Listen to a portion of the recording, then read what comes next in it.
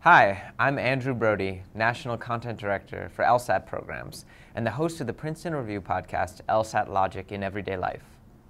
Before we jump into the tips and tricks to help you crack the LSAT, let's go over a brief introduction. The Princeton Review is a test preparation company with offices across the United States. We've helped millions of students perform better on all types of standardized tests with our wide array of books and courses. Some of our other books that might interest you include our newest LSAT book, the LSAT Logic Games Workout, which gives you 50 new logic games for the LSAT. Also, we have the best 174 law schools. That's tons of great information and ranking lists to help you find the right law school for you. We also have a fantastic website where you can find helpful information about tons of different schools, get more practice on sample passages and problems, and even take practice LSATs online. Just go to princetonreview.com/cracking to register your book, and you'll gain access to all of this great material.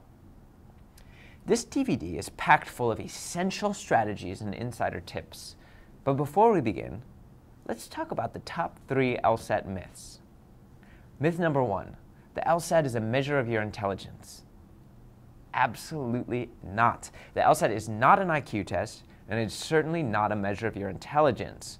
The LSAT measures one thing and one thing only: how well you take the LSAT. Lucky for you, we're here to help you do just that. Myth number 2. On the LSAT, you shouldn't try to guess on any of the questions. On the contrary, there's no penalty for guessing on the LSAT, so if you're running out of time, just make sure you fill in a bubble for every question. In this book and DVD, we'll teach you the strategies to tackle every question type, but make no mistake, on the LSAT, you should answer every single question. Myth number 3. You must work through the exam in order, with number 1 first, then number 2, then 3, and so on. Well, that's a great strategy for wasting time and getting frustrated. The LSAT isn't presented in order from easiest to most difficult, but each question is worth the same.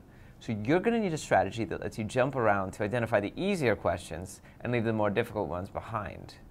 Always make note of which questions you've skipped, and be careful that you're filling in the proper bubble on the answer key. If you read a question, ponder it for a moment, but it just doesn't make sense to you, then continue on and come back to it at the end. Don't waste your time pulling out your hair over one question. More explanation about these myths and other key LSAT information is coming right up. So let's get cracking. Your DVD tutors await.